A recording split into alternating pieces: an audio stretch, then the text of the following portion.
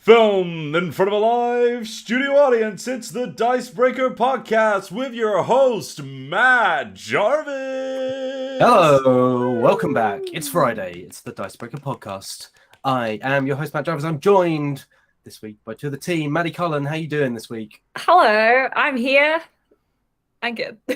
Excellent stuff. That's the energy we roll into Friday with. Michael Wills-Whelan. Hi, Matt. I'm also here, and I'm good. Excellent. Real, classroom roll call energy. Just yep, I am present in the room. My body is here. Even if my mind may not be. My mind is somewhere else, yeah. Yeah, it's all good. It's been a very hot week here in the UK. I hope you've been staying safe out there if you're in the UK. And, of course, around the world as well, because I think it's just generally been extremely hot. So, yes, I hope you've been looking after yourselves. But we're here, as always, on a Friday afternoon to chat about board games and RPGs and all sorts of stuff that we've been playing that are coming up, that we're excited about, and maybe some that we're slightly less excited about. We'll see. No, we're very excited about it. There is a nice spread of opinions on whether or not we're excited. Yeah, we'll get into it as a prelude for this week. We're going to be chatting about the new D&D movie trailer that just dropped a few hours ago. We're going to be chatting about some upcoming games. We're going to be chatting about what we've played. And hey, if you're in the chat watching live, as you can do every Friday from 2 p.m. BST, drop a question in the chat, or hey, just let us know what you think of the D&D trailer. And we'll agree with you or disagree with you, or maybe just read it out and go, okay. Should we get into it? Should we talk about what we've been playing? Do you want me to kick off? Was I on last week? I feel like I've not been on, and I can't remember why. You were not. I had COVID, and so my wife and I had COVID, and then we were coming back up. You've got an absurd amount of things to talk about, so I think who better to kick us off? Yeah. Let's get into it. All right. Okay. Things I've been playing. Chase, me and I played Spirit Island. I think last week. I really want to play that as well. Spirit Island's so good, man. It. So Spirit Island, for those who don't know, it's a co-op game, and it is in terms of gameplay, it works a bit like Pandemic in terms of there are invaders who move onto the island, and there are regions of the island, much like locations in Pandemic, and they gradually build up, and these invaders, if not dealt with, will eventually build towns, and then those towns will expand into cities, and as the invaders spread across the island, they will ravage the land. They're colonialists, essentially, aren't they? Yeah. It is a deeply anti-colonialist game in a way that is really smart and very clever. So you play as the island spirits. So they represent generally natural phenomena, things like thunderstorms or fires or ocean tides. And you have a unique ability, and you have kind of a set of unique power cards. And each turn you use those power cards collectively as a group to either push invaders out of certain regions that they are about to build in or ravage, or just wipe them out of the island completely.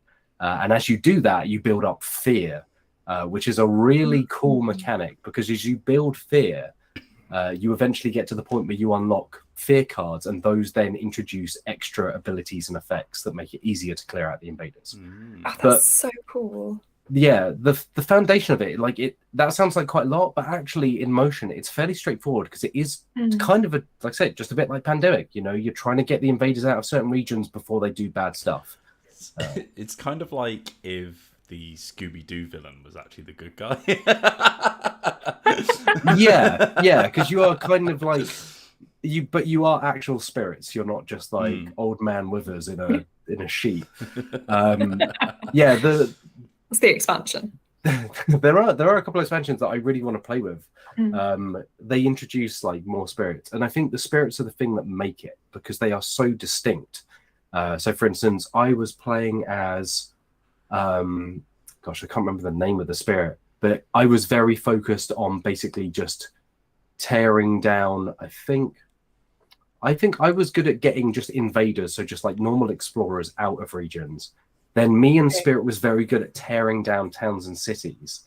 And then Chaser's Spirit was also good at something. And I could generate a lot of fear. And so we kind of comboed together in a really nice way. And it's got that really satisfying thing of just okay, you push. So later in the game, it was okay, you push these invaders into this space, and then I can come in with this particular power that wipes like everyone in this particular jungle space. So if we can just cram them into one thing, we can just wipe them out of the board really easily.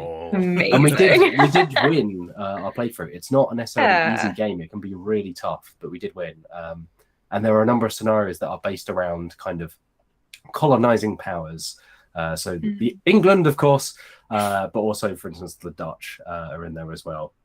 And you can play particular scenarios that kind of introduce different variants. But it's hard. It's just a really good co-op game. Like Spirit Island, I think is right up there. I would say Pandemic is the best place to start if you're still looking for like an entry spot into like co-op games.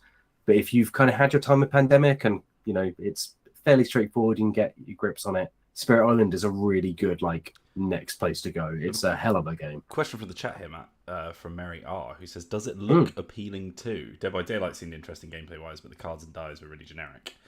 Yeah, Spirit Island I think has a fantastic art style, and it has a modular board made up of these. I love that. They're not like a fixed shape. They're not like a square or a circle. They remind me of the Inish tiles. They lock together. They're very like wibbly wobbly, almost like a jigsaw, like an abstract jigsaw. But depending on the number of players you have and whether you want like a map variant, you lock them together in different ways, and so you can then change the map up as well. And so yeah, I think it looks really good. The artwork is beautiful. Like, I think it's a really good looking game. The pieces on the board as well, like explorers are represented by like actual human figures. Towns cool. Have like 2 buildings, I think, and they have 2 hit points. So when you turn them over, you can then track the health cleverly by which side you put them on, and same with cities, which have 3 health. So you kind of rotate them along their sides to show them being whittled down. It's a really, really smart game. I think, yeah, it's like a real. I don't know if it's a hidden gem. I think a lot of people really like it, but it hasn't quite broken into the mainstream in the way that Pandemic has. And I think more people should play it if you've not heard of it. So yes, Spirit Island, incredible game. Also played Turncoats, which was a game I discovered through Space Biff. Dan over Slack, didn't you? Yeah, Dan over at Space Biff reviewed it, and it was kind of intriguing because he kind of built it up as a boiled down Pax Pamir style game. And if anyone's read the website, they'll know that I'm a big fan of Pax Pamir. It's very stripped back. You just have like I think the actual version we were playing on Tabletop Sim, but the actual version is like a cloth map with a few areas, and then you just place like colored stones or gems in there. And the interesting thing about it is that you're not allied with a particular color of stone. They represent different factions, a bit like in Pax Pamir, where you can throw in with like one side, but then you might suddenly decide to switch to a different faction because that might help you like get in front of your opponents if you all side with the same one.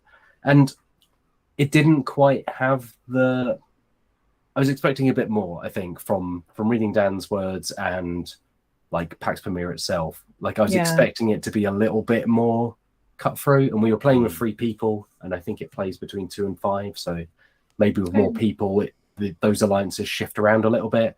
But it just kind of ended up as a bit like, you have a fixed number of stones, and you have to spend stones to move pieces between regions or fight, but you never draw extra stones. So the number of turns you can have is very limited.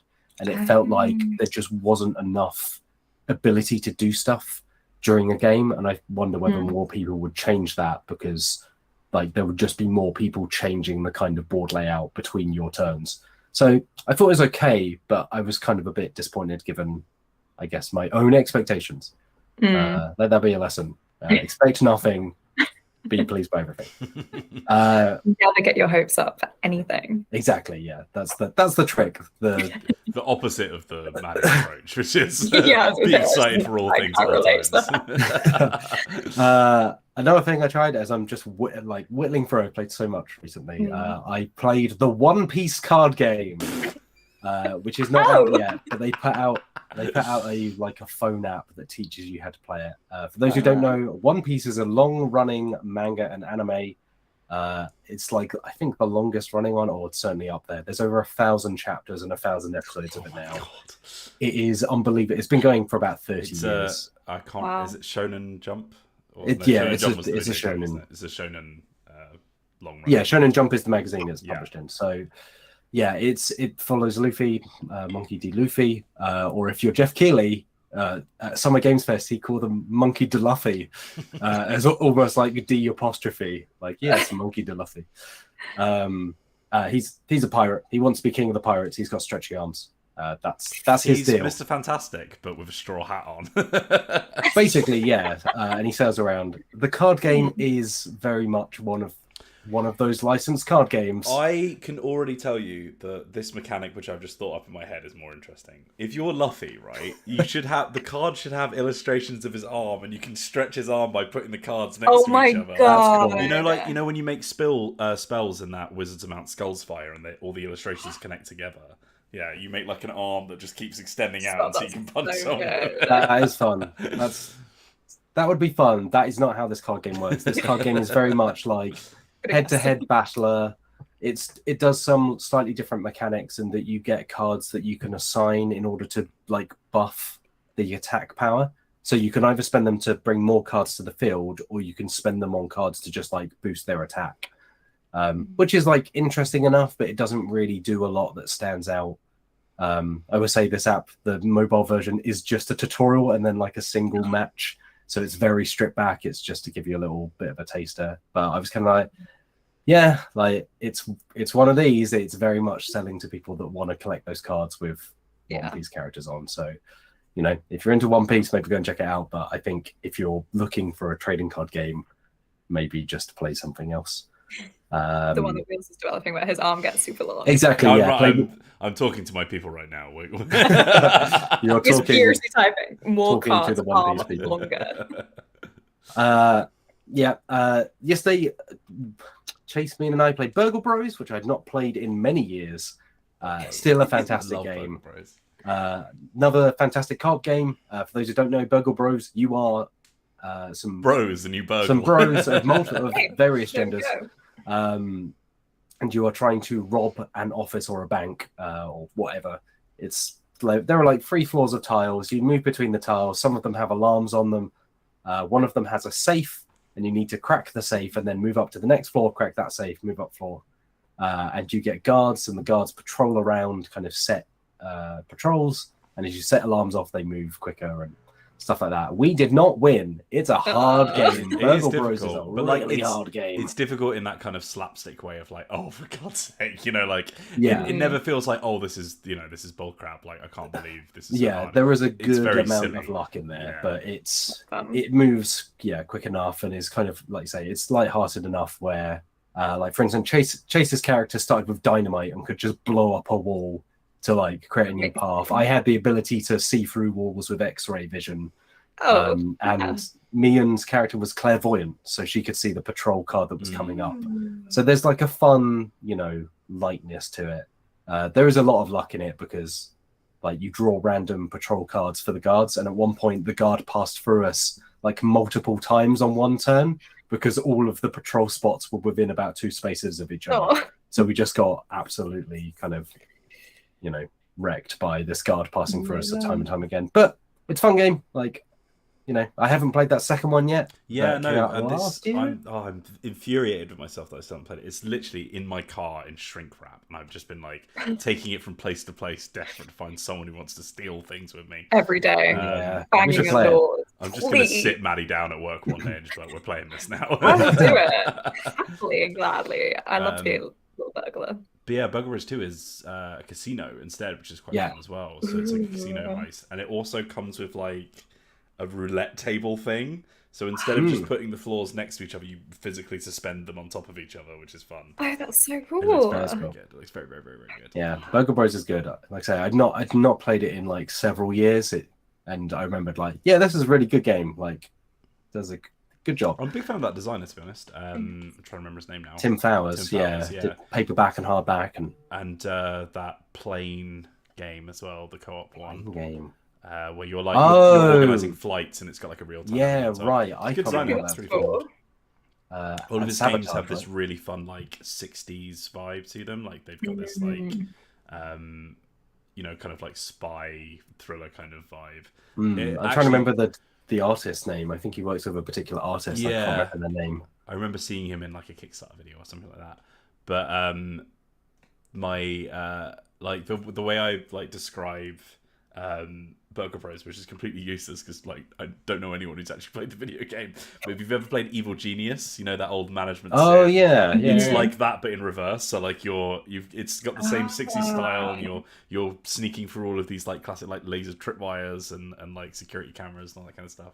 But yeah, it's a really fun game. It's one of my favorite things about it is the every single tile basically is its own little obstacle, and they do this really fun thing with verticality because you've got like 3 floors of building to go up and down on. You have to like find the stairs to go up and down, and you can find the vaults and all that kind of stuff. But sometimes one of the mechanics is that all of the tiles are face down when you start, and you can just sort of run into the tiles without looking. Yeah. Because it takes an extra action to peek ahead of what you're running into. So if you're feeling brave, you can just leg it. But some of the tiles are specifically designed to sort of screw you over if you do that too often. Because there's one where it's like an atrium or something, where you can go straight down, so you fall down a floor. And the funniest thing is like the idea is that your character was sprinting so hard they didn't realize there was a balcony that they just legged it off of. It just collapsed on the floor beneath. Yeah, and the atrium, I think like the guards can see up and down. Yeah, so it's they really can cool. spot It's you really, through the really different cool. floors. There's like you say, I think every tile has its own little thing. So you find keypads and you can't enter those tiles unless you roll a 6. But if you keep trying, you add dice and stuff like that, and there's a motion detector where you have to stop or you set it off, things like that. Like, or like it's deadlocks where you need someone on either side to open the door, or like there's like computer rooms where you can hack certain systems and stuff. And one of my favorite things about it, because it's one of those games where it's like it revels in the sort of Schadenfreude of like, oh my god, I can't believe this keeps happening to us. But like every time you pick up one of the treasures that you're trying to steal, because there's 3 of them, obviously 1 for each floor. They each then come with their own debuff. So like you might get like a toy poodle or something that keeps barking and alerting all the guards. Yeah, I think we picked up a cursed goblet. Yeah, it's so much fun. Amazing. There's also got this great mechanic where like you have like 3 or 4 actions, and if you don't use at least 2 of them or something, you have to trigger an event instead, and they could be good or they could be bad. So you've got like a thing of like, I need to do something on my turn, otherwise something bad will happen. But it might be good, but maybe I'll do an event anyway because I'm not sure what to do. Like, yeah, it's really fun. It's a really good game. I love Burgle Bros. That's great. Can't sing its praises enough. But yeah, need to play number 2. So let's do that, Maddie. I would also like to play Burgle Bros 2. Let's get in the office and let's go lunchtime. Let's make this happen. Burgle Bros really, really good. And also, I will say the actual board game version we were playing on Board Game Arena, but the board game comes in this fantastic skyscraper shaped box. It's great. And you do use little wooden beams to mark out the walls because there are loads of different layouts because it's just tiles and these wooden beams. So yeah, they have like an alternative setup where you're like hacking into the Pentagon or something, and you got like a big, flat, wide thing rather than like multiple floors. Or stuff. Yeah, they make a lot out of like a very simple set of components because, like you say, you just have these tiles, but they can be arranged in so many different ways. Like, so I think the easiest mission is like an office, but it means that at points, like the second floor was kind of like a circular. There was a wall in the middle, so it created a circular kind of corridor, and then there were like almost cubicles along the 2 edges, so you'd have to duck into them as the guard kind of like moved around. It's really it genuinely it's one of the only board games I've played which really feels like I'm in a stealth game. Like it actually has that vibe of like sneaking into corners and like, oh god, what if they come this way, and like laying down auditory things to confuse them and all that kind of stuff. It is really cool. Mary asks, is the difficulty caused by the randomness? I think to some degree, like there is a lot of randomness in it. So yesterday we got really badly stung by a keypad room, and me and I spent literally like 3 or 4 turns just rolling dice trying to get in this one room. And to crack the safe, you have to uncover all of the tiles in the column and row that safe is on, and then match those numbers by rolling dice. So you can get stung by the dice, and like, obviously, if you rush through rooms, sometimes you have to. You can just flip a room and it absolutely stuffs you, or you can have a whole corridor full of alarms, things like that. But again, it's not so. It's kind of the fun of it. Like it is chaotic. It I is would kind of compare it unpredictable. to like Eldritch Horror and stuff like that, Yeah. where it's like the fun is just like how silly the difficulty is. Yeah. Like, it's Sounds like the randomness is like at least telling a story. So if something goes wrong, Yeah. like there's a reason. It's not just like I'm rolling dice and nothing is happening and there's no Yeah. reason. Like it's like And it that's is an fun. unfortunate series of events. The game, you know, like Yeah. Yeah. And part of the fun comes from trying to control some of that randomness. So, like the Yes. guards, for instance, will move to. They have random patrol cards where they'll move to specific squares. But if you set off an alarm, you know that they will take the shortest route to that alarm card. So you can tactically pass through an alarm room to set it off to kind of attract them, like get their attention while you do something else or while someone else escapes. So yeah, it's kind of mitigating like your luck to some degree. Yeah, it's sort of it's a very clever design though. Like I feel like it, you know, the way we describe it makes it sound like a really sort of goofy kind of like, oh yeah, okay, one of those games. But actually, like it is really smart. Yeah, it is it's tactical. Like you have to think. The patrol routes are really, really like innovative. I think like it's one of the first games I've seen use that kind of style of obstacle. Like I see a lot of co-op games still aping on that kind of like pandemic style. Like here is a thing that is happening in this region, we have to go deal with it. Whereas you know your whole board is like your oyster apart from where that guard is going, so you've got like a very clear sort of obstacle. And I really like the way that they have like a deck of cards which tells you where they're going, but that deck of cards again, it's predictable because it's only one card per square on the room. So like you know, oh okay, look, he's already been there, so we're safe here. However, he might go through it to try and get to this or whatever. And as you get closer to the end, it becomes a bit more predictable. Just like my cat, it becomes a little bit more predictable where he's going. But then if you stay too long, you reshuffle the deck and his speed goes up. So he starts moving faster and faster. Yeah. So you've also got this fun thing of like having to split the party to make sure that not everyone's triggering the same guard and all that kind of. It's really, really good. I love Burgle Bros. It's one of my favorite games. cool. I think. It's cool. And the other thing we played yesterday was Baron Park, Alex Meehan's favorite box art of all time, because it just has ridiculous. A goofy-looking bear on the front of it. It's a good game. It's so it's by Phil Walker Harding, who designed Sushi Go, and it's very much. It's nothing like Sushi Go in terms of gameplay, but it kind of fits into the same thing of like, yeah, this is like pretty simple. It does what it does, but it's fairly satisfying.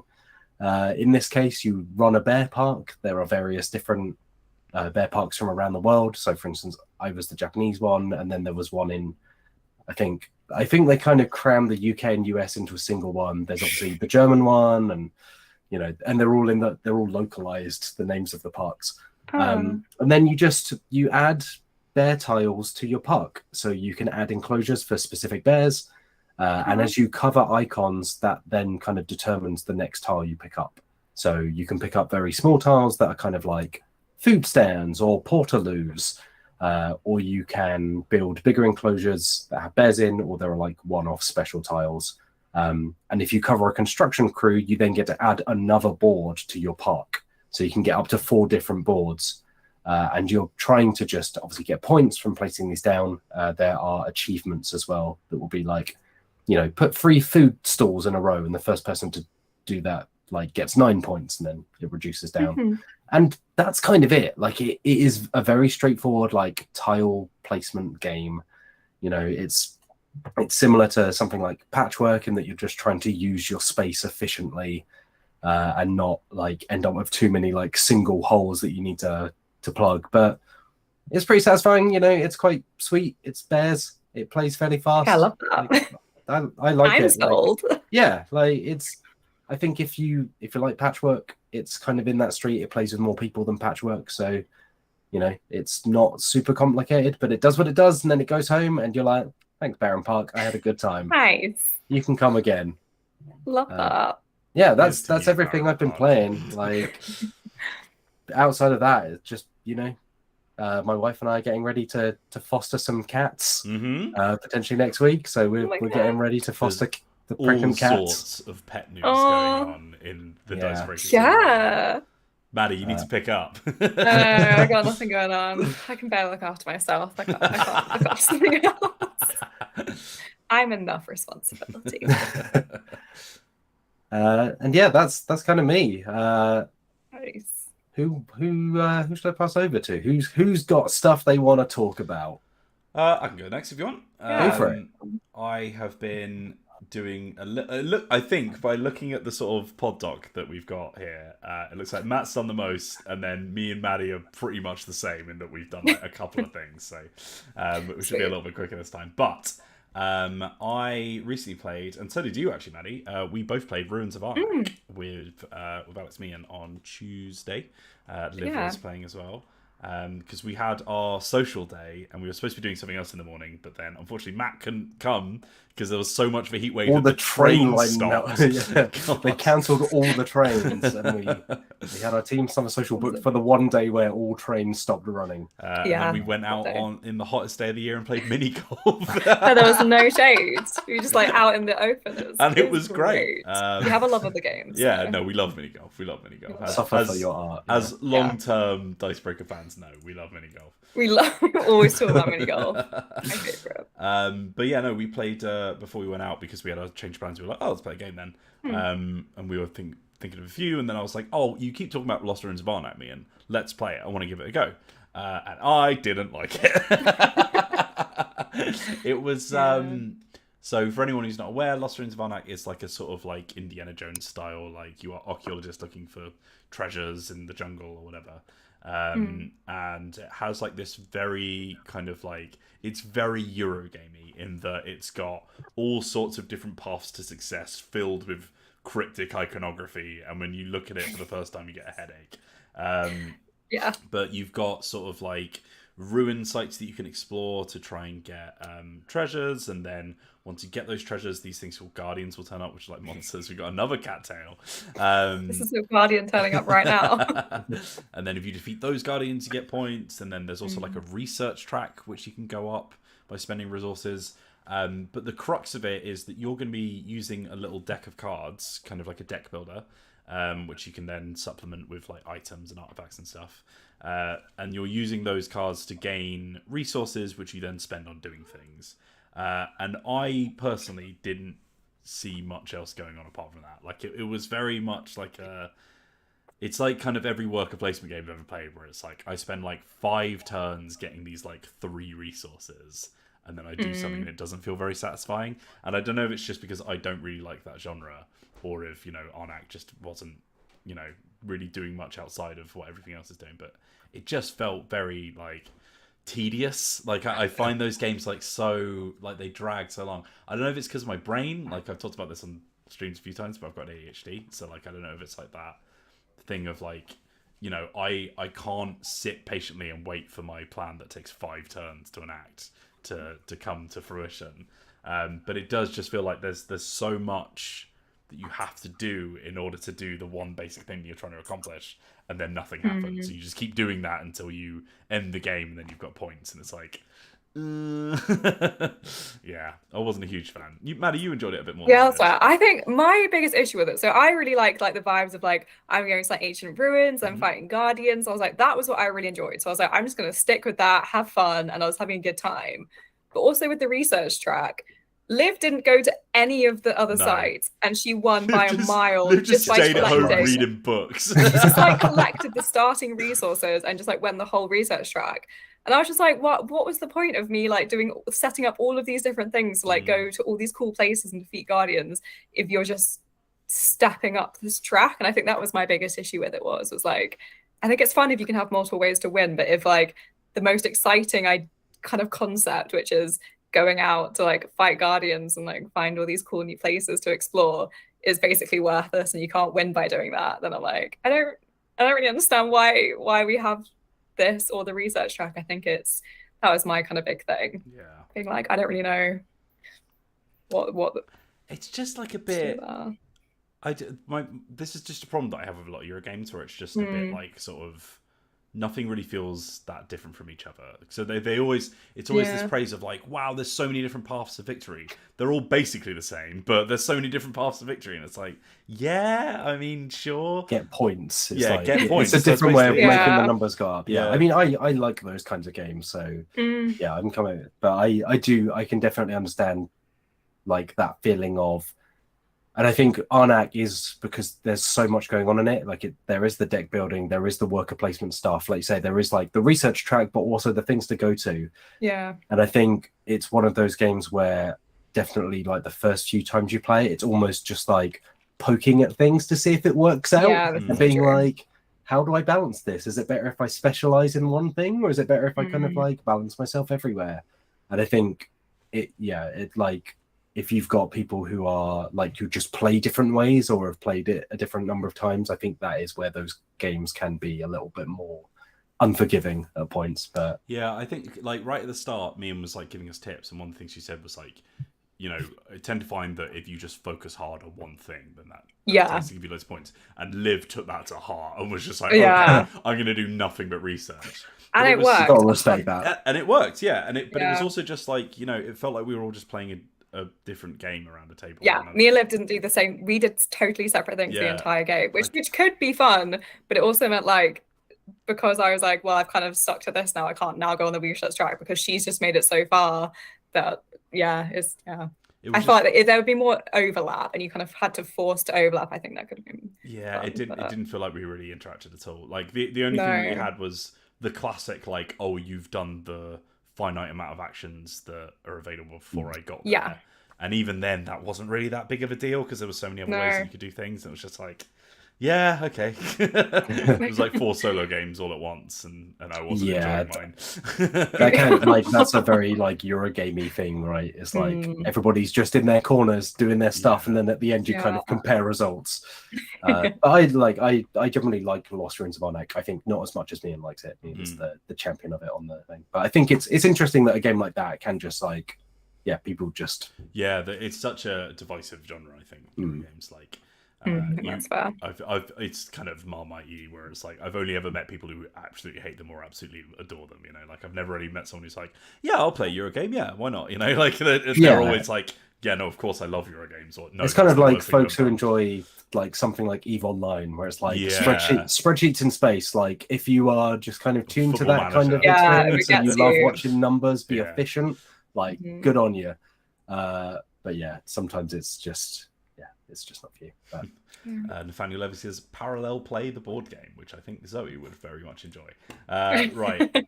What else have I been up to? I've also, and this again with Maddie, because I've been organising a game of Printweaver, which I spoke about in our WhatsApp group a little while ago, and we did write an article on as well on the website. Printweaver is a sort of Dark Souls vibed. Kind of like dark fantasy RPG. It's very OSR, so there's no like classes and all that kind of stuff. Like it's very much like What's OSR, Wheels, and where can I learn more about? What's that, Matt? You don't know what the OSR is? If only there was someone here on the podcast who had done a fantastic video in which they described all of the different facets of OSR and how it came about and what it is now today. Maddie, you wouldn't know anything about that, would you? I think I might. I think if you go on the channel right now, you see that I did a video about that, I think last week. So you can check that out. It's kind of like the history of what OSR is and how it came to be. It's like a great little way of kind of understanding a bit more of like what it means now when you're looking at it. So it's a very good video, as evidenced by all the people who are loving it and watching it, which is very good. But yes, OSR, as a brief explainer, old school Renaissance, like it's very sort of classic RPG based on like the original D&Ds and things like that, and a couple of other games that were really influential around that period. It is a very like classic example of that as well. Like Printweaver has basically, you have 3 stats which you roll for doing things. You can also use them as a pool to like add more dice to your rolls. It uses like D10 pools. But then outside of that, it's just like the stuff that you have on you and your wits, right? It's not like a case of I am the rogue and therefore I have these 4 abilities which no one else has and all that kind of stuff. It's very classical, like these are my stats, this is my gear, this is what I've got in my head, I'm going to give it a go, see what happens. Like it's very freeing. Wow. But what's really, really cool about it and what makes it so interesting is it is a game which uses palmistry to try and sort of create your characters in the world around you. So instead of generating a character by picking from things or rolling on random tables, instead you take ink fingerprints of your hands so cool. And you divide them into the 3 different types of fingerprints that you have. So you can have the loop, which is where you have like a spin that comes in and out from one side. You've got the whorl, like WHORL, in which it's sort of like a whirlpool where it goes in on itself like that. And then you've got the arch, where you have like a flat plane and then one that sort of arches over the top of it. Don't worry, Maddie. We're going to be reading yours in the office I'm on so Monday. excited. Oh my god. And those will all be linked to a certain stat. So you've got strength, dex, and will. And each of those will give you those sort of things. But then what's really cool is, so outside of just having your statistics, you then also generate all of your like special equipment and stuff. And you can do this with monsters and towns and all that kind of stuff based on the pairs that you have. So you look at your two thumbs, and I've got like, it looks like I've got a loop and another loop. So I've got LL. So I find that in the book, and it gives me the, you know, the armor that I start with, the weapon, the magical ring, and all that kind of stuff. And it's like, what I love the most about it is it then goes ham on that idea. Like it takes the idea of like ink and palm reading and everything and feeds that into the world building. So you have these characters called the Printweavers, who are like very Dark Souls, like these mysterious wise women who are like, you know, like reading your fate and like sending you out into the world. You go out and you try and get ink, which is basically like monster blood, which is like the source of all magic and stuff. You're using it to like bring these shrines back to existence so that you can respawn at them, which is really fun. So it's got like very, very like easy to die characters, and like you respawn at the last, you know, bonfire that you were at with just your rings on. And it's very, very cool, very, very like dark fantasy, very vibesy, and I'm very, very much looking forward to it because I haven't run an RPG in a long time. But yeah, it's very cool. Exciting. But yeah, I'm going to be GMing, Maddie's going to play, and then we've got some other friends who are playing as well, including Zoe. Woo! Yeah. But yeah, that is Printweaver. Apart from that, I also we were lucky enough, I don't have the brushes next to me, but I do have the texture palette. We were lucky enough to be sent out some free brushes from a company called Artis Opus, who make these very, very plush brushes, so for miniature painting. So imagine your classic brushes, but what I was really excited about and why I got in contact with them, because I wanted to try them out, is they do these very, very interesting dry brushes, which I've not really seen anywhere else. Apart from the fact that, oh god, why do I always forget their name? Mini Painter? Army Painter? Army Painter. Why do I always forget their name? Army Painter have literally just made their own, I won't call them knockoffs, but that, you know, they've made their own versions of them for like a cheaper audience, which is interesting.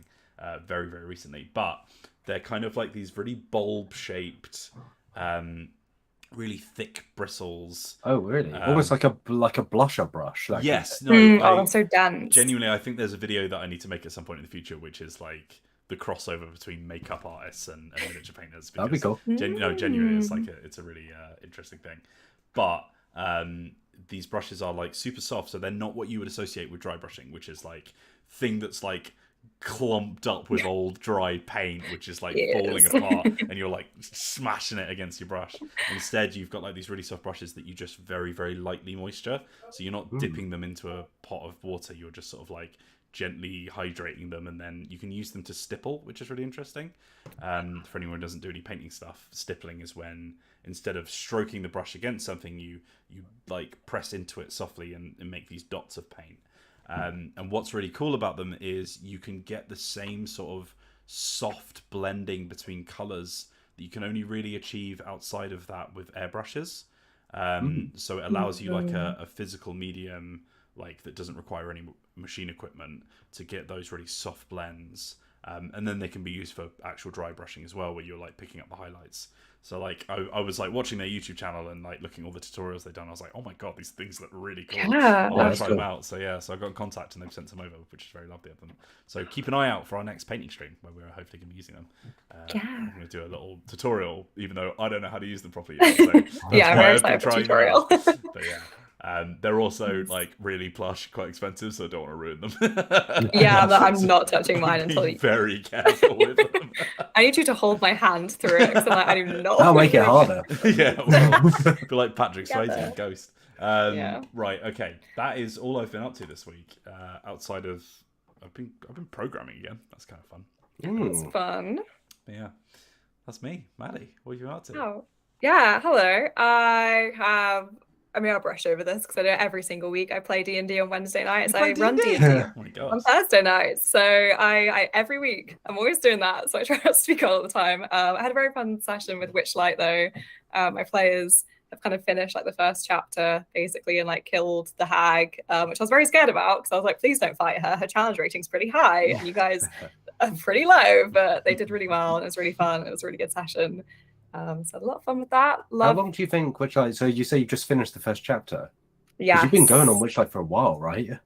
Yeah, it's a chunky adventure. Like trying to like keep up and like keep reading ahead is like hard because I'm like, there's just so much text to take in. Like, but it's really fun. It's such a good adventure. As someone who like doesn't do modules, like I've never run a module in my life. Yeah, I just don't like. I just love making stuff myself. What, like, how often do you like finish a module? Because they seem like they take years, you know. It's one of those things that I think. I mean, yeah, it might take us like a year to finish probably. Right. But I mean, for most of like our kind of homebrew campaigns, usually take like a year and a half. Generally, like that's how like I think we've come to the point where we're like a year is a great time to play because then you like. Just before you start getting bored of your character and the world and stuff, you can kind of like refresh it, which is really good. It's one of those things with D&D where like every single session I'm like, oh, you know, they're going to get so much more done than I think they're going to get done. And then like 2 things happen because they're like, we need to find snake eggs to make an omelette. And I'm like, okay, well, let's mess around with this for 2 hours then, I guess. I do love that. I think my favorite thing about D&D is when you can like, you feel like you're like working with a clockwork toy. Like I look at my players, I was like wind up the key and I just like let them just talk for like an hour and I do nothing.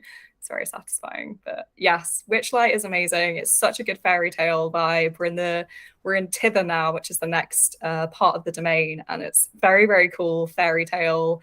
We've already had someone spinning gold into like fiber and weird mushrooms dancing and stuff. It's great. Good vibes. I love it. Reminds me of Toussaint in Witcher 3.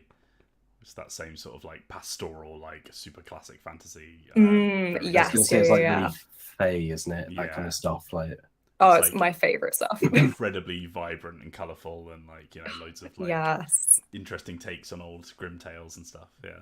Yeah, it's everything. That's I love it. And yeah, other than that, sticking with Wizards, we also played Magic the Gathering at the weekend, which I haven't spoken about since I started, which is crazy because I love Magic the Gathering and I just haven't played it since I moved, I think, which is like 3-4 months, which is wild because I played like literally every day over Christmas.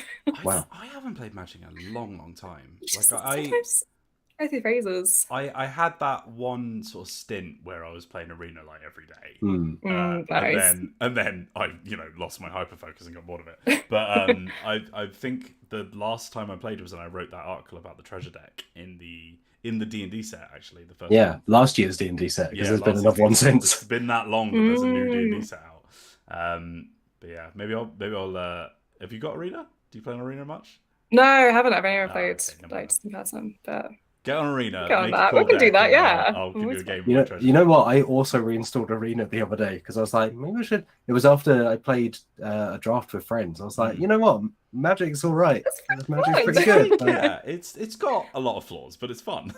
Yeah, I think if you're playing the right format, I think that's the main shame is that like Arena's just missing a lot of the formats that I'm interested in. Like Commander, Jason Coles, who's one of all writes for the website, like taught me how to play Commander, and I had such a blast playing that. And it's like you just can't do that on Arena, and it's like the most popular Magic format.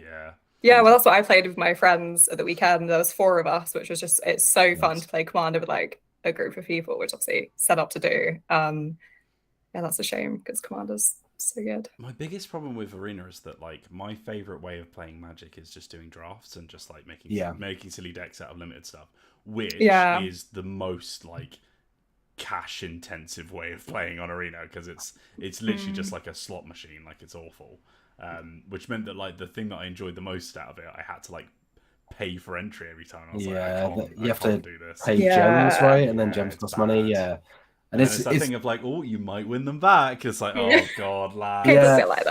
And like in person, like because I said, I played a draft with friends. Like, I feel like putting in, however, like 10-20 quid for a day of worth of Magic. It's like, okay, you split between you get like the physical packs and there's like the fun of opening them. Yeah. It's not quite the same on Arena where it's like, oh, this is just like some strangers that I'm playing with. Like we're not in the same room. Like chatting as we build decks. It's just kind of like you can just do that draft all over again as well. You know, you just shove all those cards back in a pile and divvy them back out again.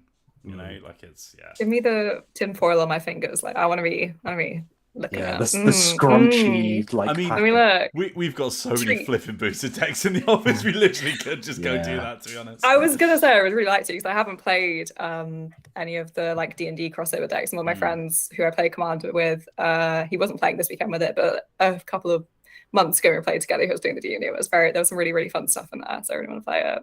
Yeah, we should play. I like playing Magic with people in person. Yeah. Like pack, I think I said a few weeks ago, Pack Wars I really enjoyed, where it's like a tiny draft of a single booster pack, and then you just shuffle it in with a load of lands, and you just play with that one booster pack. That's fun. It's a really fun. It's a really fun format because you just have. I think you have 5 of each land type or each mana color, and then you don't look at the booster. You just shuffle it in, so you can't see what's coming. It's a single booster pack, and that's it. That's really fun. Yeah, let's do that at lunch. Yeah, no, can we actually? Because there's someone that because I play with people who they are like my friends Justin and Harry, like they will just like sit and like go through their like decks over and over, and like they will just like really curate it amazingly, and like I love that because they do some really crazy fun stuff. Some very chaotic things were happening, but like I'm just like I don't remember what I've got in here. I'm pretty sure I got a little guy who's a chef, and I like that he's a chef. That's fun, you know. So chef I like the less I have to think about, the better. I'm similar. It's like I'm here for the fun of it. Like I'm here to see these mechanics kind of work. I don't want to spend ages. Ow, Holly, please don't pull the headphones off my head. I don't want to like spend ages like having to think about the meta to just stay competitive or something like that. It's just let me have fun with silly cards and fun combos. It's and the stuff. exact reason why I adore Keyforge, because we could just like that's literally like the basis of that game is just there is no flipping meta. Just here's a deck, here you go. It's already like the deck is the booster pack kind of thing. It's like that's fun. Yeah, Keyforge. Hopefully they start making those decks again, huh? Because like, was it last year or even the year before? The algorithm they used to make each of them unique broke. And now it's been sold. It's been acquired by the former CEO of Fancy Flight, which originally published Keyforge, left, started up a new company, and then acquired Keyforge. Oh my god! Can you imagine if he sabotaged the algorithm just so he could buy it and fix it? Just inject just a kill line of kill code in there as you leave through the door. I don't understand. Every time we make a new card, it just says butts.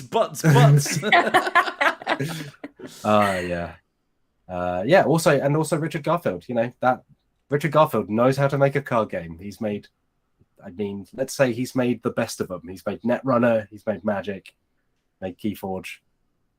He knows his way around a deck of cards. Yeah, I mean, you know, sometimes people just pick a profession, and there you go. Yeah, I mean, he's like a maths teacher as well, so I'm not that interested in them. You know. He's like a maths professor by day, so it's like that makes sense. Like that does make sense. Like a lot of numbers involved. I couldn't do that. I love that someone could design it for me so I can look at the pretty fantasy art and like play it all. But now Fortnite art apparently, because they're doing that whole oh my god, I keep getting those emails like obviously like I've signed up for the secret stuff and I'm like, stop. Please, I signed up. Battle Bus Magic the Gathering card. I don't know what the crossover is, because I was under the impression that the only people who play Fortnite are either 11 or they're in their 30s. I think a lot of people play Fortnite but just don't like it. Like a lot of things, right? There's so many people that just play stuff and aren't on Twitter, aren't in like forums, are just enjoying it. Like Fortnite is ridiculously popular. It's like Minecraft. Like loads of people play Minecraft. I'm sure at some point Minecraft's fantastic. I would not be surprised if at some point they do a Minecraft Magic the Gathering set, because see, I would be more into that. Like I don't know. I mean, that's because I love Minecraft. And like I just part of the reason I love Magic is because every single card is just like beautiful to look at. Like it's a piece of fantasy art and it makes me so happy and excited. And like I just find it hard to imagine Fortnite crossing over into that. Like Fortnite's aesthetic is not let's say good. It's like it's of its kind. Like it does the thing it does. It's good for a shooter game like that. But like putting that onto a card is kind of weird to me as well. It's like a llama pinata. Like okay, sure. All right. Is that everything you've been playing, Maddie? Anything else you'd like to mention? No, that's it. Pretty sure that's it. Cool. All right, I forgot to mention earlier as well, although not much to say about it. I bought Deadlands Weird West because it's been a while since I played Deadlands, and I was thinking about Deadlands, and then my group that I play RPGs with, we were trying to think of something to play, and originally we were thinking of fantasy RPGs that weren't D&D, and then someone suggested Deadlands, and it was like, Deadlands is real good. I think I definitely like to play Deadlands. I like the setting of Deadlands, but I hate Savage Worlds. I don't think it's a very good system, you know? I find that with a lot of RPGs where I'm just like, I love the style of this, but do not care for the mechanics, you know? To be fair, I was then chatting with Chase, because Exalted Funeral, the indie RPG publisher, they put out a couple of, like, acid western, I guess is the genre you'd call them. They put out a couple of, like, indie acid western games, and it was like, yeah, that's pretty cool. Like, I like western settings when they're not just straight western stuff, like some kind of twist. So Deadlands has its kind of Weird West stuff in there. I really want to play Haunted West, the Chris Spivey game with the big UFO on the cover. Yeah. Like that kind of cross the western kind of like gunslinging, spurs and horses stuff with some kind of supernatural. I really want and to be honest, I'm making one, but like I really want like an RPG that's like a western that isn't set on planet Earth. You know, like I want like a fantasy world which is actually a western, which is a bit harder to come by, and it also just distances itself from all the like the gross stuff around western stuff. Like you can just pull the fun kind of like, you know, goofy movie vibes without all the actual I think that's baggage, it, you know. All right, let's move on to some quick news headlines. There's been so much news this week, but we've just pulled out some of the more interesting ones, particularly like the last couple of days. There's just been news dropping left, right, and center. First of all, there's a Stranger Things board game coming, which isn't a surprise because there's a bunch of those. What is surprising is it's from the co-creator of Pandemic Legacy and Risk Legacy and Betrayal Legacy and a bunch of legacy games like that. Rob Davio. So yeah, he dropped this during the Dice Tales Summer Spectacular stream. Didn't say a lot about it. I got to say up front. Said, hey, it's out next year. It's a co-op game. You have to work together to save Hawkins, which is the town in Stranger Things, and it's being published by Simon, which is the Zombicide and Blood Rage publisher. And that's about all we know. That and the fact that Rob said, hey, the Duffer Brothers, who are the creators of Strange Things, have played it, and it's about 99% done. Also, it won't have a Kickstarter campaign, which is kind of nice. And it's surprising from Simon, which is a publisher that loves to run a Kickstarter. So yeah, that's like I said, that's about all we know, but I'm intrigued. Like Rob Davio's made some really fantastic games. He's also made some games that are less than fantastic, but generally I think he does some really interesting stuff. And I think if he can do something interesting with Stranger Things, like I'm interested. Like I'm not a Stranger Things fan, but I'm kind of intrigued to see what he does with that world. It's a fun setting, like you know, coming of age, 80s supernatural kind of crossover. You can't go wrong. It's fun. Yeah, 100%. And like particularly because there's obviously the D&D aspect in Stranger Things. I'm kind of like I kind of want to see it go almost like meta and do something fun with the fact that they play a tabletop game in a TV series that's now a tabletop game. Something that's a bit more fun and experimental than the D&D box set where they just slap Stranger Things on the cover. And I'm like, here's a Demogorgon. What about the Eggo tie-in? Oh yeah, the Eggo waffle game. I forgot that existed. Wow. Yeah, that's a thing. I forgot about that. Like I say, they've made a lot of Stranger Things games, but I think the fact that like Davio's involved with this makes it notable and intriguing. But we'll find out next year. Like that's literally all they said during that stream. Is like, hey, it's coming out next year. It's a co-op game. Here's what it does. Cool. Hopefully it'll be interesting. Yeah, I'm intrigued. Me too. Speaking of Magic, they have announced some stuff around Dominaria United, which is the next big set. There are Magic sets all the time, but the reason I pulled this is they're going to put original cards from 1994 Magic the Gathering booster packs in the collector boosters for Dominaria United, which I think is kind of fun. Like, so yeah, these are from Legends, and they've said like, hey, these are like legit packs that came out or were produced in 1994. They're not like God. reprints, they're not like remakes of these cards. They are like actual cards that are almost 30 years old, and we're going to stick them in collector boosters.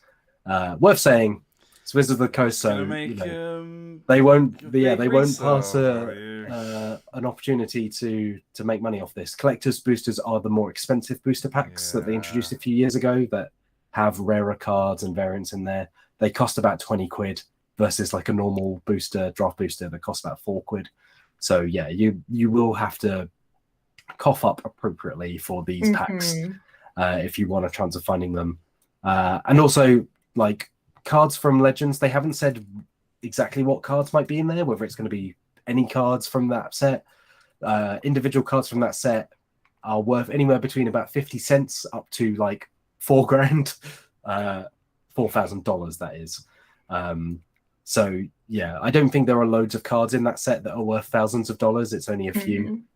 So don't expect to suddenly like be making bank off of this. But it's more just the fun. They're hoping that people think that, though. Like it's just. It's so difficult to enjoy Magic things. It's like being a FIFA fan. It's like, oh god.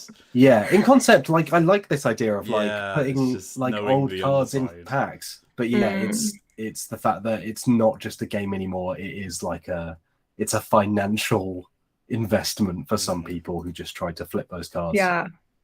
So I think maybe that's why they've gone with this set, because they're, like I say, there are a few in there that are worth quite a lot of money, but not loads of them. It's hopefully more just a fun thing, but who knows? I'm sure that they've run the calculations on their back end. Yeah. And yes, I'm sure they'll make plenty of money off of this. Yes. Yeah. But what's worth that set also, they're bringing back the thing they did last time for Dominaria, which is that every booster pack will have a legendary card in it as well, which, is kind of fun as well.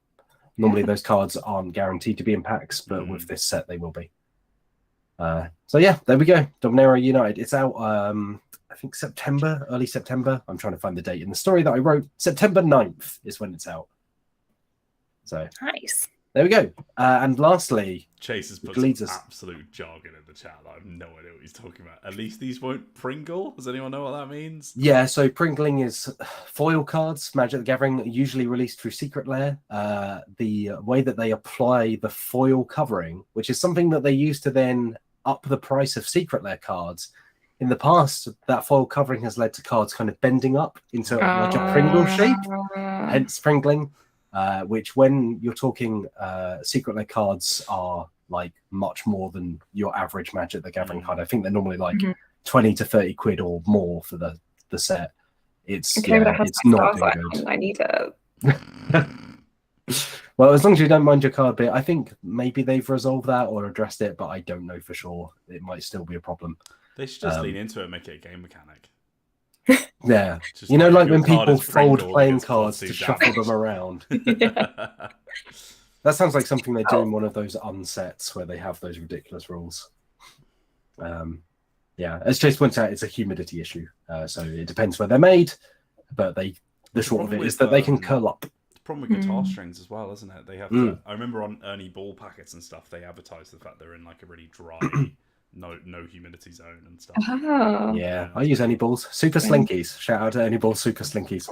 Just the standard guitar string, isn't it? Yeah, I think I've actually swapped since. But I used to use them all the time because I was like, bending guitar strings is cool. I'm like a heavy metal guy. And now I just play sad songs. The last story I pulled here, which leads us into our segment this week, is they put out that first trailer for the D&D movie, Among Thieves, still not a great subtitle. They put it out at San Diego Comic-Con. And it's interesting. So we're just gonna give our thoughts. Should we say from the top here? Yeah. Can I just complain about the fact that because they've called it Honor Among Thieves and it's been made by Americans, there's a incorrect spelling, which means it's just like Dishonored, where every time I have to write about it, I have to willfully do the wrong spelling of a word. Yeah. It means I don't smugly get to send Chase a message where it's like, Chase, please add a U to this word. Instead, this time the Americans win. Yes, Dungeons and Dragons Honor Among Thieves. As a quick refresher, it is the movie that's been in production like forever, for like a decade or something. It's finally ended up in the hands of, I believe, the directors of Game Night. Have either of you seen Game Night? The film one with Michael from Arrested Development in it, right? Whose name I now can't remember the real Patrick name Bateman. of. Patrick Bateman, that's his name. No, I've yes. not. No.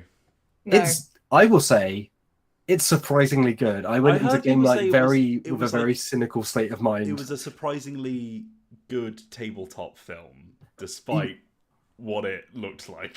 Yeah, because what it is it's a David Fincher thriller movie that happens to involve board games. But it's like a parody of that, and it's like it's genuinely funny. There are some like genuinely fun jokes in there. They actually use quite a lot of Hasbro products. Like there's clearly some product placement going on. They use them in some quite fun ways, and they use the premise of like, we're playing board games for game night. Oh no, it's gone beyond that in a fun way. So like that gives me some hope for this movie. And then we get to this trailer. So like I say, from the top, should we just give a general kind of like, before we saw this trailer, how did we feel about the idea of a D&D movie? Oh, awful. Can't imagine anything worse. That was my original reaction. Let's say not a great track record from the movies they have put out so far. I had never heard of the 2000s one until today. Really, it's notorious for being so bad, and then it's had several direct-to-DVD sequels. I want to watch that one, honestly. We should watch that. Let's maybe watch that as a members video. That's a fun members video, So there's that. There's obviously the unofficial Mazes and Monsters film, which was inspired by the Satanic Panic of the 80s, and is also kind of like trash.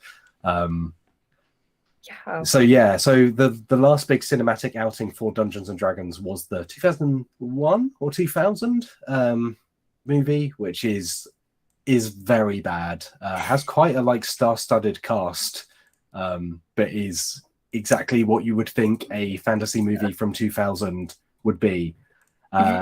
Whereas this time around on Among Thieves, it's got quite the cast. So there's Chris Pine, there's Michelle Rodriguez.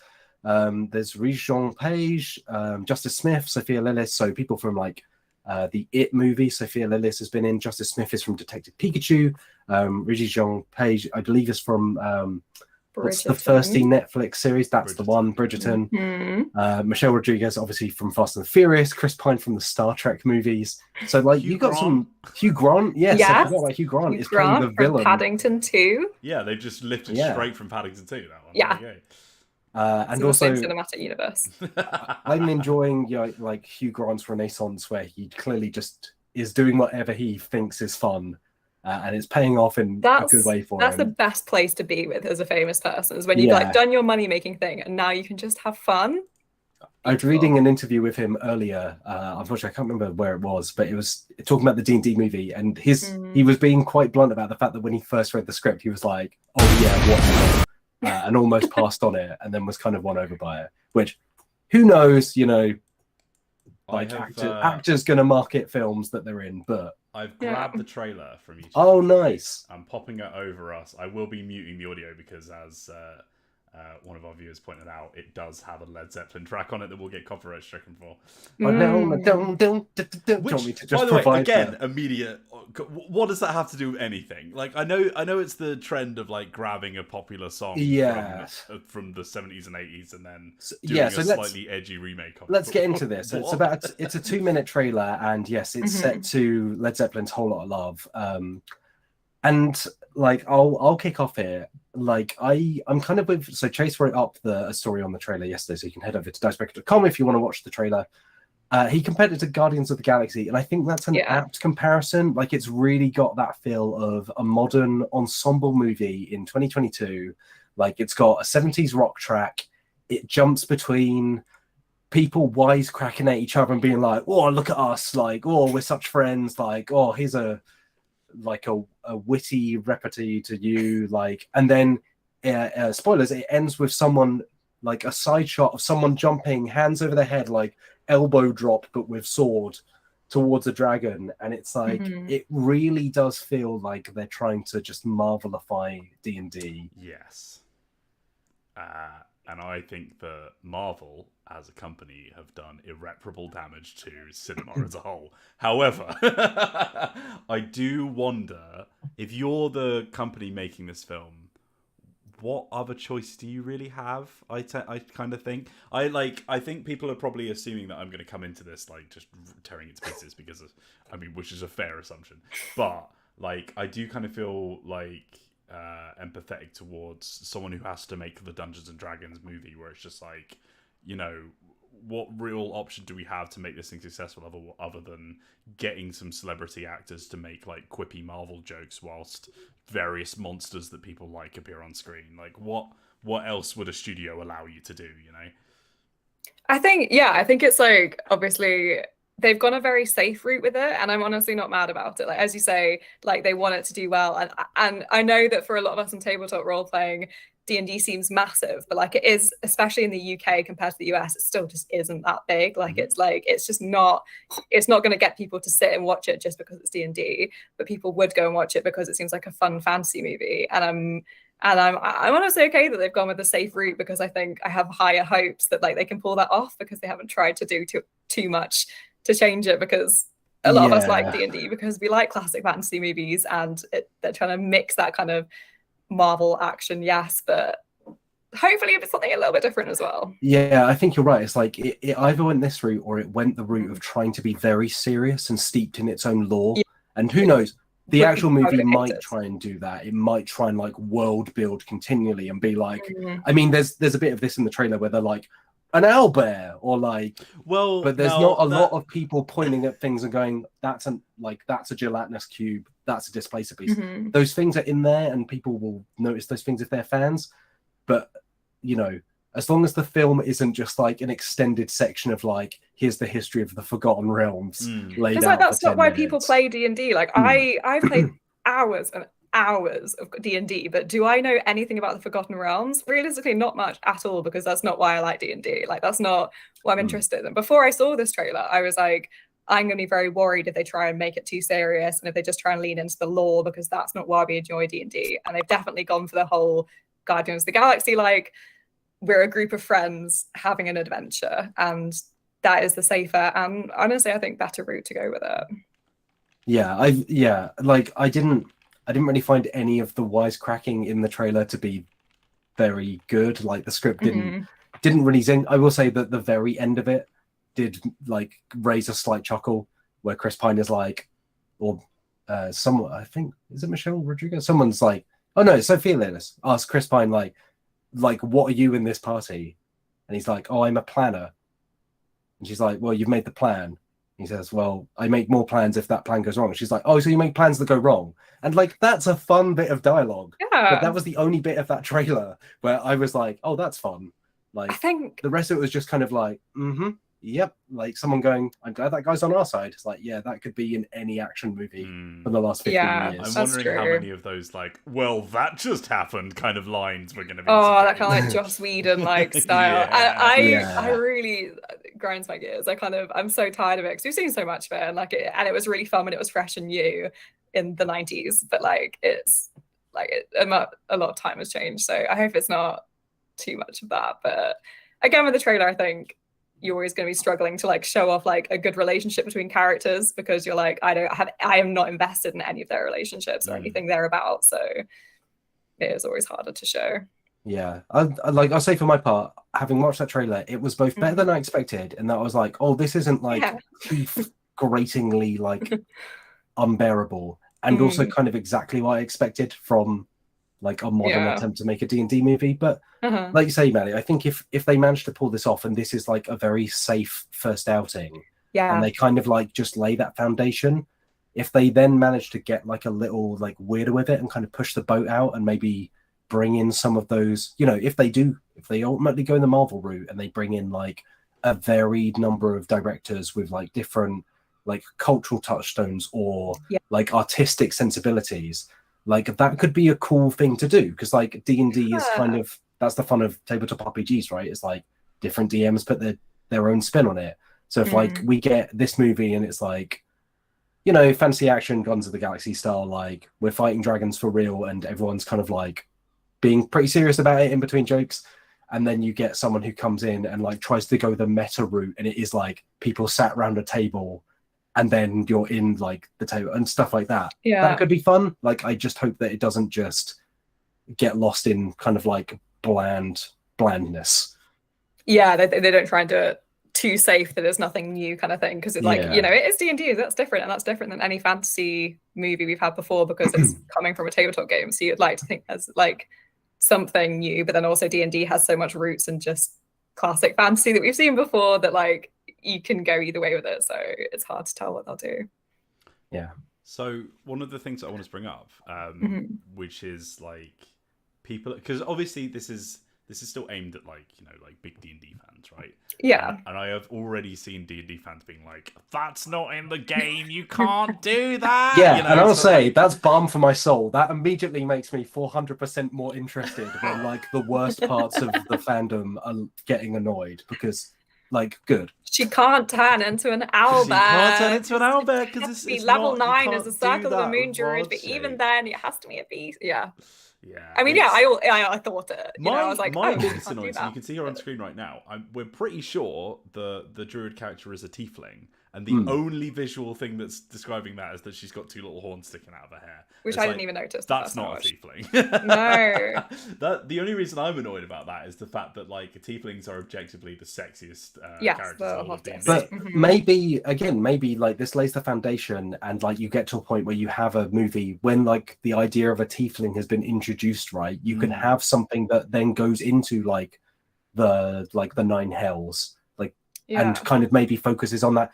Maybe in the same, you know, in the same way that again the MCU, although many problems with it, like they have made a very efficient machine for here's everyone in a movie together, here are their own separate movies. So like if they're kind of going the backwards route here and setting up with the group first, and then it's like, okay, now we have the tiefling movie, now we have Chris Pine being a bard. Like maybe he has a musical movie. Like, okay, I do I'll go wonder for that. what kind of like character level they have to work with though, because like there's no, you know, like outside of like people who are really really big D&D fans, I don't think there are that many characters that everyone knows from D&D world. You know, that I think that's maybe the one that comes to mind. Like maybe Matt, honestly, like I don't, and even then he's just Dracula, right? I feel like a lot of D&D stuff, because it is quite tropey fantasy. Like it's all generic enough that no one really knows. Like I don't think I've ever read a D&D lore book, but I know about how D&D works because it's just high fantasy, isn't it? Right? So like I can run like a generic fantasy D&D game because it doesn't really matter if you know the exact ins and outs of everything. I think if you play the game a lot and you start reading into the lore, and I'm sure a lot of it's really interesting, or like if you play a lot of the Baldur's Gate games or all that kind of stuff, like you will know certain things. But even then, I don't think there are very many like, you know, like they had like Vecna in Stranger Things. Like how many of those are there where it's like, here's a character that everyone knows, and how many people actually knew who Vecna was, you know, like, so I wonder if they'll struggle in that front where it's like, it's not, you know, Batman or Captain America or whatever, where it's like, here's a very obvious character that most people have heard of, or at least are so obvious to figure out what they are based on their like name and appearance, you know. Give us a Minsk and Boo movie. I mean, look, Boo is like like Minsk can talk to Boo, and Boo only talks to Minsk, and it's like the Robin Williams movie. What's the one where he talks for a no? It's Dr. Dolittle. There's a spy dog. He talks for a collar. Is it called Paws? Maybe. Someone in the chat, tell me what the Robin Williams movie is, where the dog wears a collar and it allows it to talk to Robin Williams. Make it an animated movie and I'll play Minsk. Cover your nose, Boo. A den of stinking evil. I love Minsk. He is hilarious. Although again, like Minsk is like that classic. Who's the character played by Batista in Guardians of the Galaxy? Drax, the Destroyer. Yeah, Drax. Yeah, like he's that similar kind of character where he's like, you know, doesn't really understand nuance, but he's just a big strong guy who likes to fight evil. Yeah, it's like I think maybe they'll struggle in that regard. But will they be able to sell things based on setting alone? Maybe. There'll be character. There'll be an adventure for this for sure. Oh yeah, 100%. Yeah. Like will there be an Avernus film? I don't know. Like I'm talking like maybe 10 years down the line. Like if this is a success and they manage to build that, I think that is the thing about D&D, right? It's like, I think you're right. Like characters, who cares? Like people might know Strahd, but I think people generally like Curse of Strahd because it's the vampire thing. Rather than like Strahd. But yeah, like D&D is mostly about the settings, right? And so I think that they can set it up in a fun way where maybe like, I mean, there's like that the shot at the end of this film where he's jumping in the air, like it's there's lava and stuff. Maybe that is the Nine Hells. Like who knows? Maybe they do a bit of a like setting hopping thing, and like that's in this film. But yeah, I don't know. Like I'm intrigued. I think I'm slightly more like, okay, I'll probably watch that and at the very least, see how it is. At the very least, it does look like the worst thing that's ever been made. You know, like it. It looks competent, and they're saying they're saying they're using lots of they're gonna use lots of practical effects and stuff. So like it should, it should be, good to look at. It's not going to be like a CGI fest of kind of like weird, random, ugly stuff. Like it should be. Should look good, and I'm just excited because I'm like, I feel like we had a lot of alien movies, we had a lot of robots. I want fantasy again. I'm like, I want bring back the Lord of the Rings era. Yes, I want it back. I want it all. Give it to me, and I want this to start it. Speaking of Lord of the Rings, what do we actually think about the cast? Because I don't really buy Chris Pines in a medieval setting. He looks way too like a modern interesting person. Choice. It's a strange lead to select. He's the default character when you boot up Skyrim, right? It's like he's the Chris Pratt of like this, in that he is just like default guy. Yeah, we like need a white man with a beard to lead the film. Who's famous enough that people know who he is, but I'm all for Chris. Like, I'm glad it's not Chris Pratt for multiple reasons. Yeah, being both a trash bag human and also in every movie conceivable at the moment. But yeah, I kind of wish it was like Pierre in the chat says he looks like he knows what email is, and I agree. He does look like he knows what email is. And maybe he does. Maybe he does know what email is, and he's playing a character, and maybe that's why that we don't know. He's playing D&D. Like he's aware of it. He's a man who has sent his emails, and he's come home from work, and now he's playing D&D. Maybe it's because he was in Star Trek as well. Like that, there's just that like thing in my head of like face where he's like, he just looks like someone who wouldn't. It's like no. And the reason I said, speaking of Lord of the Rings, is the perfect example of that is Carl Urban, in Lord of the Rings, just does not look like he should be in a fantasy film. Like Butcher in The Boys, sure, but why do you have long hair and why are you wearing armor? Like I won't hear a bad word against you. Like, why are you here? Yeah, but he looks so different. He's unrecognizable. He's so recognizable. It's like he's wearing a costume from Party City or whatever it's called. Oh god, yeah. I just don't. Yeah, typecast for the future. Thank you. I think the thing with like and who knows, because we don't know the exact plot of this movie. But Chris Pine looks like someone who starts outside of the game, is then sucked into the fantasy world, like you say, and like kind of is. Like almost like a weird meta presence in that. He's Robin Williams or Dwayne the Rock Johnson in Jumanji.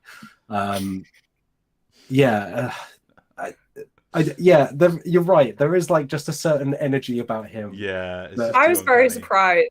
He feels again, like him being the bard, like and I'm all for like subverting stereotypes of a bard, because obviously there's we have a very very kind of idea of what a bard is in pop culture, and like it's fun to play around with that and be something different. But also I'm like, but I like my tropey bards. Like, I will say that I think the rest of the cast that they've shown, great. I could barely tell that they're an actor. It just looks like a person in the fantasy realm. I think the costumes look good. Like the CGI looks pretty decent. It's just his face. It's just confusing the hell out of me. He's the person at Ren Fair who like is constantly checking their phone and is like not Someone's committing to the bit. Who, they were like, here, put a tunic on, and picked up like the cosplay from like a costume shop rather than making it at home. Maybe this is quite harsh on Chris Pine. I've got nothing against Chris Pine, really. I think he's fine in a number of films. It wasn't his decision to cast him, Like, he's just got given a script and a contract. I do agree. Like, there was a certain level of... And I do wonder whether... I think that maybe that is the risk, is like, like I say, those zingers didn't really zing for me in there, and I'm worried like there's a fine balance between committing to that world and making it feel like you're invested in it, and almost being a little bit too like arch about it and trying to be a little bit too clever and like just taking all the stakes out of it. Because like, you know, that dragon whizzes over and there's like fire and stuff, but it doesn't really feel very dangerous from that very short clip. It just feels like, yeah, like CGI dragon. And someone will probably be like, I love the smell of dragon fire in the morning, or something like that, right? Actually, like ice, I think, from the trailer we saw. So it'll be an adult white dragon, Matthew. Sorry, they'll say cool off to someone. Nice to meet you. Summer's over, boys. Yeah, you know. Kirby Rostone asked, question, was it better or worse than the Critical Role animated series trailer? Oh, God, yeah. I will say, as someone that don't watched a like couple of the Critical Role. episodes Don't of... think I'm qualified to answer that. I really enjoyed the animated series. Oh, you're a Critical Role fan, then, right? I hadn't watched much Critical Role. I've only watched I like thought you were a Critical Role fan. some. I like it. It's just a lot, and I can't watch it all. So I'm like, I like the concept. Do I watch it all? Matt, No. we both cut you off there. What were you saying? No, that's right. I was going to say I watched a couple of episodes of Legend of Vox Machina. Is it called? I'm not a Critical Role person, and I just I didn't really find it that engaging. Like, again, it just felt like adult cartoon in terms of like the comedy beats and the style of it. And like, there's a point where there's a weird shift in tone where like they try and set up like a character or like someone close to a character dies or is like horribly injured, and then it like the next scene is them just like cracking wise and like drinking and stuff and slicing off arms and being very blasé. Yeah, it's a D&D thing though, isn't it? Like that's the issue, is because it's set like that's because it's not like narratively perfectly planned out. It's because that's how a D&D session goes. It's like you can have something really dramatic and then the next moment you're still hanging out with friends making a joke. So I think translating it maybe is hard. I will say I think it got better and better as it went on. But not that you need to go back and watch it all, but honestly, Matt, just stick with it. It gets better in the 5th season. I think like, you know, the first 2 episodes is probably like the weakest of it as well, I would say. And I think, and again, from that like tone shifty kind of stuff, I think that's part of the reason I think it gets a bit harder. But yeah, so I wonder if they'll do anything with the D&D movie of that struggling to make feel like it's friends having fun, or whether they'll just like sit to be like, no, this is a narrative, we're sticking with that. I think it's very telling that they went for the whole like, oh, we were thieves and then we got like pulled into the whole civil thing, because I do think they're trying to get on that, like, you know how like every human on earth thinks they're chaotic good, like it's like that's it's that thing of like, I think a lot of people play D&D in the exact same way, where it's like, oh, you know, I'm such a roguish charming character, good. So I can see why they went down that route. I think the problem is like the Guardians of the Galaxy comparison is really good, because it's definitely a very similar tone, where it's like people who don't take a very serious world very seriously. But the problem is Guardians of the Galaxy came in after like, I mean, it was what, like the flipping 15th film or something in that world, where they'd already established the like, oh, this is super serious. So it was then like, it's not, but like it was like, oh, it's counterculture for Guardians of the Galaxy to come out, because it's like we're now self-aware of how silly it is. Whereas this is like the first D&D film, so it's like, what are we taking the mick out of? You know, the Marvel movies for the most part are set on Earth, so you don't have to establish that world. Like they play as like they're kind of out of that sphere of like earthly behavior. Anyway, like Thor is like fish out of water, right? It's like, oh, he tries to hang his hammer up and stuff like that, and it works because you know how Earth works. Whereas here you're coming into like we've all played D&D, we know the Forgotten Realms, but like I have no idea what that world is going to be like in this movie. Like what parts of it are they going to take, what parts are they going to leave? And it's like, does the world just kind of feel, like you say, like secondary because the characters are there? Like, or are they going to try and build that world? And it's a difficult line to balance. Like, we're obviously hypothesizing about a movie none of us have seen, but yeah, like this trailer didn't make me be like, oh, Jesus Christ, what a train wreck, like watching it through my hands or anything like that. But I was also kind of like, okay, I've got some some questions for you here. Hypotheticals, because we don't know. First question, do they meet in a tavern? Considering they start in like a heist kind of situation, I reckon, they do. I reckon they meet. They were only supposed to be a group to do that one job, and then, everything went wrong. I think that's what's going to happen. I and think also, they don't he's a because bard, right? So yeah. Again, I said this before we started watching. I was watching this trailer and my brain wasn't working fast enough, and I watched it like 4 times, and so I'm getting this wrong. It's gonna repeat on the screen if you want to. Oh, I'm visual watching. reminder. I'm watching you guys. I'm sorry. I'm honed in on the cool. I'm socializing. Aren't they like getting the people to help them after the fact though? Like, haven't they already stolen the thing, and then they're getting like the group together? The plot that seems to have like been suggested from the trailer is that they got together as a group of thieves to steal a relic.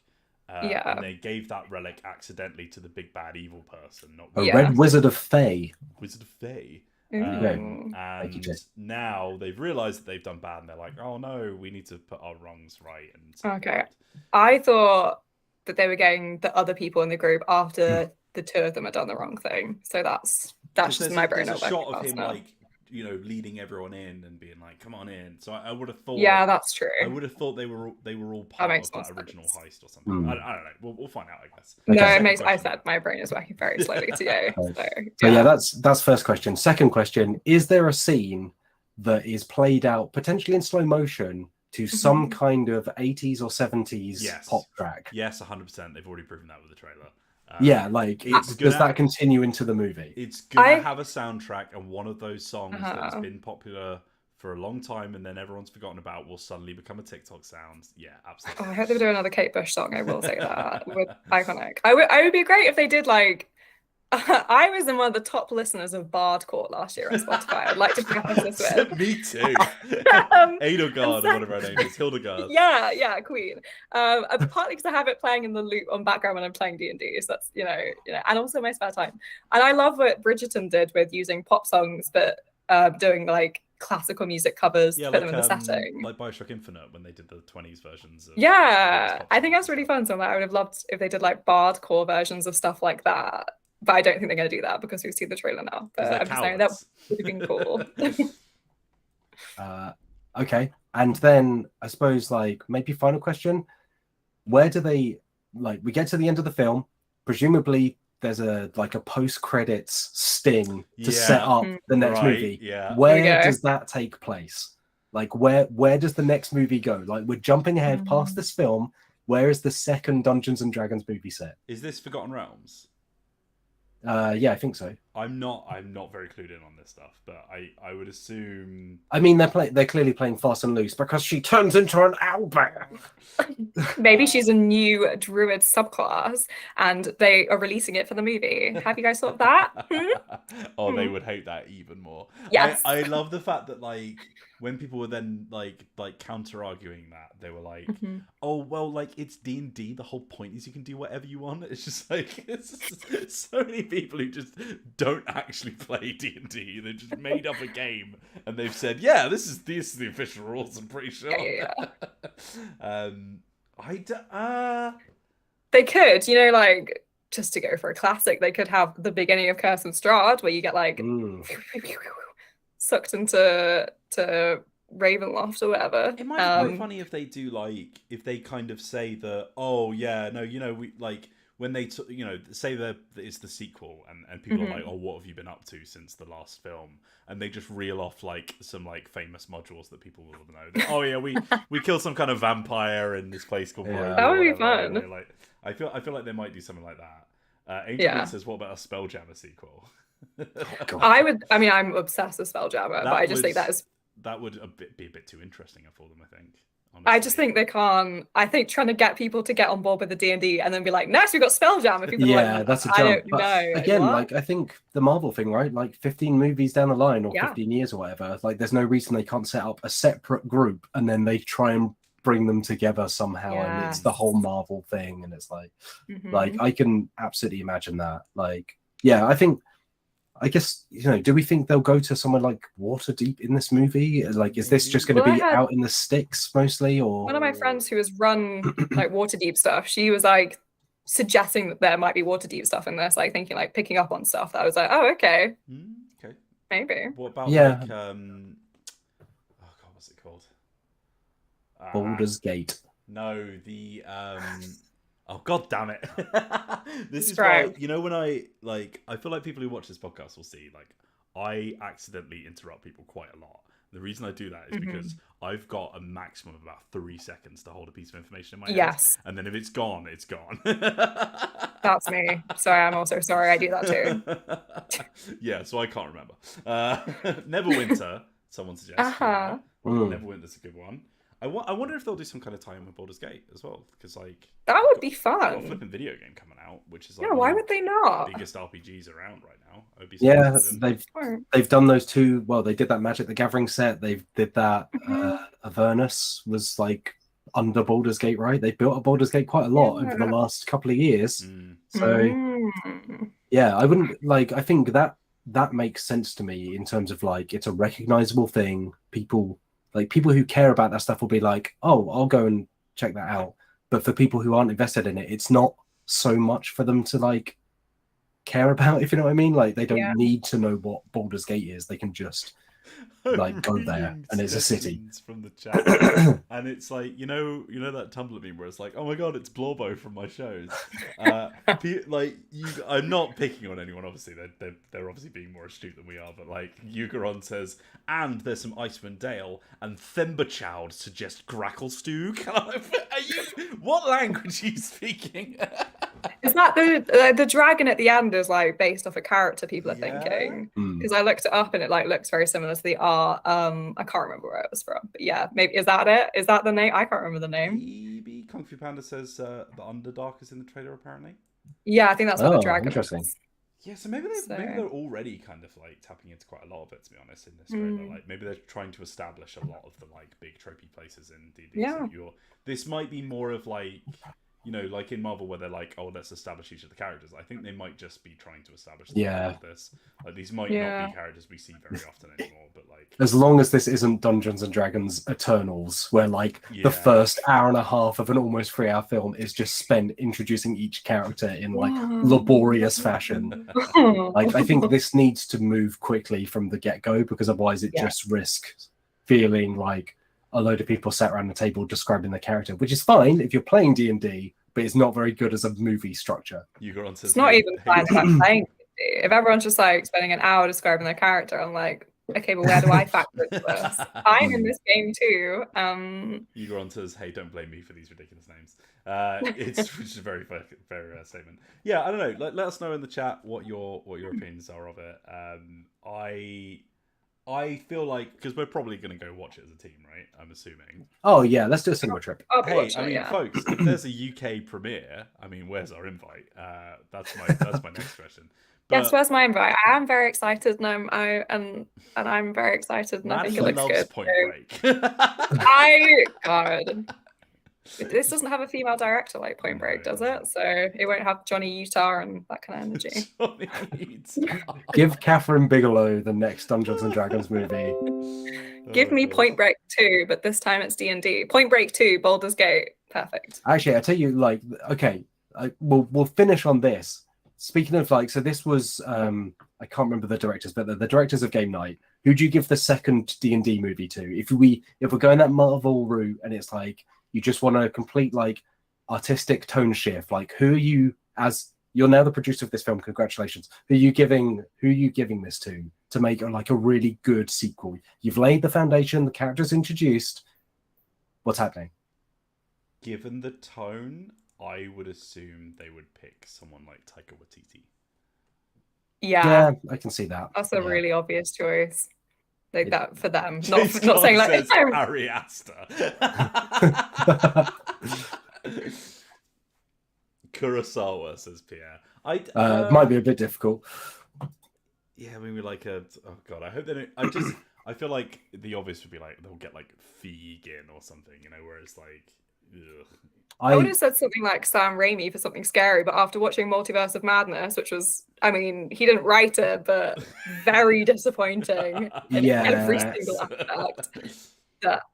It could be fun, like practical effect, like give Sam Raimi just like the BC area of Dungeons and Dragons, and something good could come out of that, right? Like whether like in a dungeon, I feel like he would do a really good like a dungeon crawl. Yeah, and if they can stretch up to like a 15 and they're allowing gore again, like a kind of gore-soaked D&D could be a good fun thing.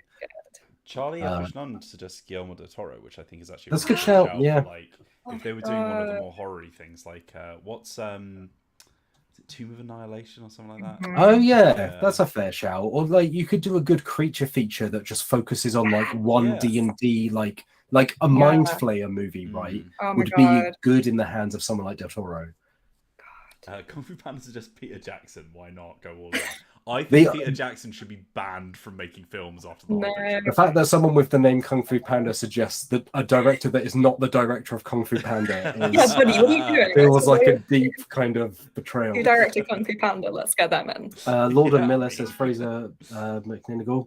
Lord and Miller's a good shout. Like they would do the wisecracking thing. Yeah, I mean, the Russo brothers were originally going to do that Magic the Gathering Netflix series, right? And they are no longer involved with that, so I don't think they would come to a D&D movie. Who are the brothers who did Fargo again? Oh, the Coen. The Coen brothers. That would be. I would love to see a Coen brothers D&D movie where everyone's just complete deadpan. My vote is for Catherine Hardwicke, director of the first Twilight movie. Oh my god! Yeah. Curse of Strahd, perfect. She can handle it. She made Red Riding Hood after that Twilight movie, and it was real bad. Okay. Also had a famous cast in a fantasy setting, and is really awful. How about we do a George Miller, but we don't know if he's going to bring Happy Feet vibes or Mad Max vibes. To be fair, a George Miller D&D movie, I would pay. Yeah, Mad Max Fury Road is a perfect. I mean, Avernus has vehicles, right? Yeah. Because then you could have like Mad Max style, where like Chris Pine isn't the main character anymore. Yes. He's like a Mad Max style, like he's like the background. And we've got like a Furiosa style kind of like hot tiefling lady. Emerald. Actual tiefling, not just human-looking person with horns and tail. Maybe she can't be a tiefling. Maybe we'll get there. Maybe David Cronenberg will make the tiefling movie. Someone it's did like a body horror. In the chat. I wonder if like. Because one of my biggest disappointments was just like they all just look like humans. Like where's the flipping turtle guy? It's like I'm gonna ask you right now, and there's one human, and it's like what? Who is he? Like this is so strange. Honestly, I don't think I've ever been in a D&D group who have ever picked a human. I've never seen someone play a human. To be fair, I love to play human because they're the worst. Like to go into a fantasy world and be the worst, like the weakest, like you get nothing. I do kind of love it. That would be a fun D&D movie. Is like take the Mass Effect route of like actually humanity just kind of sucks because it's just like stretched out over these and is pushing, or like Witcher style, right? Where it's like if you're not a human, you're kind of pushed onto the fringes of your own existence because that's what a lot of like Western cultures did. Surprise. That would be a fun, interesting take on it, but I don't think they would go there because it just breaks they need the human. They need people to look on screen and be like, I'm a human. Yeah. I could be Chris Pine. I do. I look on screen and I'm like, I'm a hot little devil girl. Where is my representation? I'm a hot little devil girl. Yeah. It's very funny to me because it's like the whole point of D&D now, like 5th edition D&D is just I'm the best, coolest person in the world. Like that is the vibe that you bring into it. It's like I'm super unique and I'm a cool, special alien creature and I've got magical powers and I've got a special sword and I've got cool armor and I'm amazing. And here's my 400-page backstory. And like with them, they've just gone, well, we need them to just look like normal people, so normal people watch it. So I guess they're all just humans or whatever. But yeah, there we go. Right, okay. Should we give that one a little bow and say that's our there we go. There's our breakdown. There's our thoughts about Dungeons and Dragons Honor Among Thieves first trailer, which again you can go check out Chase's story where he also has his own thoughts, which I largely agree with, and you can watch that trailer there. And of course, hey, let us know what you think. I've written in the chat, in the comments if you're watching this on catch up, or ping us an email to podcast@dicebreaker.com. We'd like to hear from you, and hey, it's nice. It'll be interesting to see what that movie's like. I'm intrigued. And I'm intrigued to see what we all think once we watch it, because I'm sure we'll have some thoughts with a capital T. Yes. But for now, I do think that is all we've got time for. Thank you, of course, Maddie Cullen, for being here. Thank you. I love to chat D&D movie. Thank you, Wills. You sounded like one of the emails that comes into my inbox occasionally. So, hello, gamers. I can write an article for your site. I love to chat D&D movie. I can also write about cryptocurrency for you. Thank you, Will. To your website. Yes, thank you, Matthew Jarvis. I also enjoy the films with the famous actors in. Especially, I like it when their name comes on screen and I applaud. Me too. I've been Matt Jarvis. Thank you, of course, for watching and for joining us, which you can do every Friday live from 2 p.m. BST. You can find everything else we do, of course, on right here on youtube.com/Dicebreaker or over on Dicebreaker.com. But for now, that's all we have time for on this week's Dicebreaker podcast. Enjoy your weekend. Stay safe out there. And until we meet again, have a lovely day. Bye. Goodbye.